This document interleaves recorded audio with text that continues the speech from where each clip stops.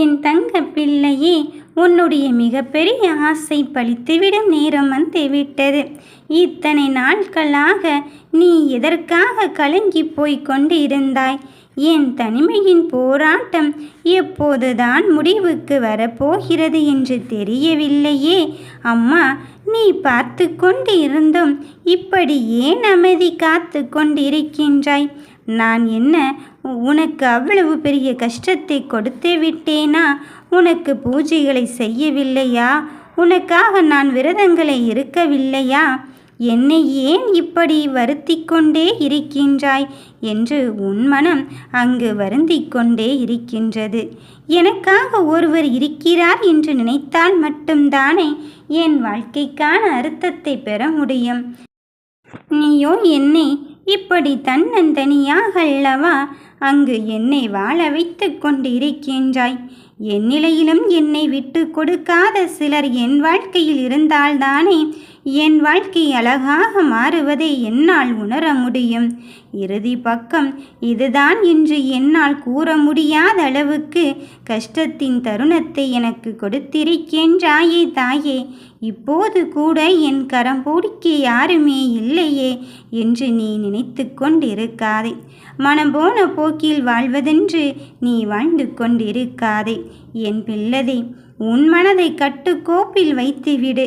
நீ யாருக்காக வாழ வேண்டும், நீ எதற்காக உன் வாழ்க்கையை வாழ வேண்டும் என்பதை சொல்வதற்காக நான் வந்து இருக்கின்றேன். இது என்னுடையதுதான், இவர் எனக்குரியவர்தான் என்று நினைக்கும் விதத்தில் உனக்கான ஒருவரை நான் உனக்கு கரம் பற்றி தரத்தான் போகிறேன். இழந்த இதயத்தை நினைத்து கொண்டு நீ வருந்தாதே. அதுபோல இழந்த காலத்தை நாம் ஒரு பொழுதும் பிடிக்க முடியாது. அது போனது போனதுதான். என் தங்கமே, உன் மனதை இங்கு யார் வருத்தி சென்றார்களோ, உன் மனதை யார் உனக்காக அங்கு விட்டு சென்றார்களோ, இப்பொழுது அவர்களே தேடி வந்து உனக்கு எப்படியாவது வெற்றியை தேடி தர வேண்டும். நான் உன்னருகில் இருந்து உனக்கு துணையாக வரத்தான் போகிறேன் என்று சொல்வதற்காக வந்து கொண்டிருக்கின்றார். கால் நனையாமல் இங்கு கடலை கடந்தவர்கள் உண்டா என? என் பிள்ளையே, கண்ணனையாமலும் வாழ்க்கை கடந்தவர்கள் இல்லைதானே? அப்படி இருக்கும் பொழுது உன் வாழ்க்கையின் யதார்த்தத்தை நீ எப்பொழுது அங்கு முழுமையாக புரிந்து கொள்கிறாயோ அன்றிலிருந்தே உன் வெற்றி உன்னை தேடி வரும். வாழ்க்கையில் அவரை போல் வாழ வேண்டும், இவரை போல் வாழ வேண்டும் என்று உன் வாழ்க்கையை மற்றவர்களோடு நீ ஒப்பிட்டு கொள்ளாதே. உனக்கென்ற ஒரு அடையாளத்தை உருவாக்கிக்கொள். உனக்காக யார் இருக்கிறார்களோ அவர்களுக்காக வாழ பழகிக்கொள். உண்மையாக இருப்பவருக்கு உன் ஊரே அங்கு பகையாக இருக்கும் என்று சொல்வார்கள். அதுபோலத்தான் சில சமயத்தில் பொய்யை கொண்டாடுகின்ற தருணங்களும் இருந்துத்தான் ஆக வேண்டியதிருக்கின்றது. அதற்காக நீதிக்கும் நேர்மைக்கும் எப்பொழுதுமே பலன் கிடையாதாம். எப்பொழுதுமே என் வாழ்க்கை இப்படித்தான் ஆகிக்கொண்டு இருக்குமா என்று நீ சிந்திக்காதே.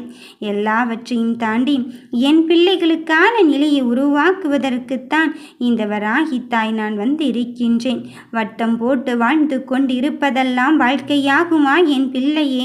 நேரத்திற்கு ஏற்றாற்போல் உன் வாழ்க்கையில் என்ன திட்டத்தை தீட்ட வேண்டும், உன் வாழ்க்கையை எப்படி உனக்காக மாற்ற வேண்டும் என்று உன் எண்ணத்தை அழகாக மாற்று. அது இருந்தால் மட்டும்தான் உன்னையும் உன் வாழ்க்கையும் அழகாக மாற்றிக்கொண்டே இருக்கும். நடப்பதையும் நடக்கப் போவதையும் நான் அறிந்ததாக இருக்கும் பொழுது வாழ்க்கை என்னும் யுத்தத்தில் சில பக்கங்கள் துக்கத்தையும் தாக்கத்தையும் ஏற்படுத்தி கொண்டேதான் இருக்கும். அதற்காக நாம் படிப்பதை பாதியிலே விட்டுவிட்டால் நம் வாழ்க்கையின் பயணம் முழுமடையாது. நீ எந்த அனுபவத்தை பெற வேண்டும் என்று நினைத்து கொண்டு இருக்கின்றாயோ அந்த அனுபவத்தை தாண்டித்தான் வர வேண்டியதிருக்கின்றது. எந்த வழி நீ அனுபவிக்க வேண்டியதாக இருக்கின்றதோ அதையும் தாங்கிக் கொள்ள வேண்டியதுதான் இருக்கின்றது. அப்படி இருக்கும் பொழுது நான் ஏன் உன்னை கையெடுக்க வேண்டும் என்று நினைக்காதே. என் பிள்ளையே, அடுத்தடுத்த பக்கங்கள் உனக்கு சந்தோஷத்தை கொடுப்பதற்காக வந்திருக்கின்றது என்பதை மட்டும் உறுதியாகவும் தெளிவாகவும் இரு. படித்து கொண்டே இரு. உன் வாழ்க்கை ஒரு நாள் நிச்சயமாக இருக்கும். புரிந்து கொண்டால் கூட சிலரின் கோபங்கள் அர்த்தமுள்ளதாய் தெரியும். புரியவில்லை என்றால் அன்பு கூட அர்த்தமற்றதாக தெரியும். உன் அன்பையும் உன் கோபத்தையும் யார் ஒருவர் அழகாக புரிந்து கொள்கிறார்களோ அவரையே உன் வாழ்க்கையாக மாற்றிக்கொள்ளும் தருணத்தையும் வரத்தையும் வாய்ப்பாக அள்ளி கொடுக்க இந்த வராகி வந்திருக்கும் பொழுது நிச்சயம் உனக்கு உரிமையானது உன்னிடத்தில் தான் வந்து சேரப்போகிறது. உரிமையுள்ள இடத்தில் கோபம் அதிகமாக இருந்து கொண்டே இருக்கும் என்று சொல்வார்கள். அப்படி இருக்கும் பொழுது நீ யாருக்காக வாழ்கிறாய் என்று அப்போதுதான் உனக்கு புரிய வரும். சில விஷயங்களை உனக்கு நான் புரிய வைப்பதற்காகத்தான் இப்பொழுது வந்து இருக்கின்றேன்.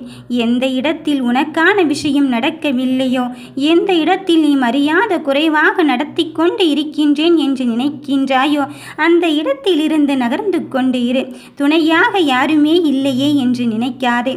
இந்த வராகி இருக்கும் வரை துணை இல்லை என்று சொல்லாதே.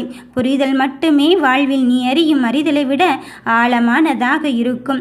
உன்னை புரிந்தவர்களும் உன்னை புரிய வைப்பவர்களுக்கும் நான் ஒன்றுதான் சொல்ல போகிறேன். உன்னை கரம் பிடிக்க வந்தவர்கள் உன் கோபத்தையும் புரிந்து கொண்டால், உன் அன்பையும் புரிந்து கொண்டால் நிச்சயம் உன் வாழ்க்கை இன்னும் அழகாக மாறுவதை நீ உணரத்தான் போகிறாய். நடப்பதையும் நடக்கப் போவதையும் நான் உனக்காக சொல்லி கொடுத்து கொண்டு இருக்கும் பொழுது நீ எதற்காக தங்கமே மனம் வருந்தி கொண்டே இருக்கின்றாய்? எத்தனை சோகங்களோ என்று நீ மனம் வருந்தாதே. அத்தனை சோகங்களையும் தாண்டி என் பிள்ளைகளுக்கான விலையை நான் கொடுப்பதற்கு வந்து இருக்கும் பொழுது, இந்த வராகி உன்னருகிலே இருக்கும் பொழுது துன்பம் என் பொழுதும் ஒரு நிலையாக உன் மனதிலே தங்கிவிடுமோ என்று நினைக்காதே. அது ஓடும் நதிநீர் போன்றதுதான். அதில் நாம் மூழ்க வேண்டும் என்று நினைத்து விட்டால் வாழ்க்கை நம்மிடத்தில் இருக்காது. வாழ்க்கையில் துயரம்தான் மனிதனை செதுக்கிக் கொண்டே இருக்கின்றது.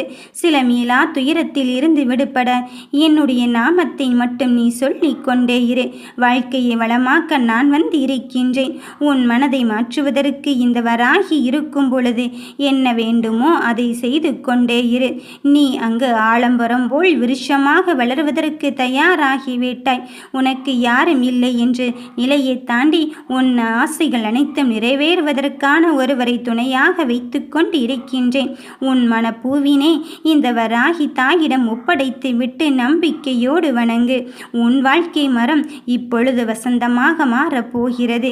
என் பிள்ளையே, அடுத்தடுத்த காரியத்தில் நடக்கப் போவதை நினைத்து பதற்றம் அடைய வேண்டாம், பயப்படவும் செய்ய வேண்டாம். எத்துணை காயங்கள் இருந்தாலும் நான் உன்னோடு உன் பாதுகாவலனாக இருக்கும் பொழுது ஏன் தேவையில்லாமல் பயமும் அச்சமும் கொள்கிறாய்? உன் மூச்சு காற்றாக நான் இருந்து உன்னை வழிநடத்துவது என்பது நீ உணர்ந்து விட்டாலே போதும். உன்னில் இருக்கும் பயம் என்பது அங்கு உனக்குள் வராது. என் பிள்ளையே, என்னை பாராயணம் செய்து கொண்டு என்னையே கதியின்றி சரணாகதி அடைந்திருக்கும் என் பிள்ளைகளின் வாழ்க்கையில் உனக்கான ஒருவரை அனுப்பி வைத்து உன் வாழ்க்கையை உன் வசமாக்கப் போகிறேன். தனிமையின் அழுகின் காரணமாக ஐயோ சோகம் வந்து விட்டதே என்று நினைக்காதே. இந்த சோதனை காலம் முடிந்து விட்டது. உன் வெற்றி காலம் வந்து விட்டது. நல்லதுதான் நடக்கும். ஓம் வராகி தாயே போற்றி.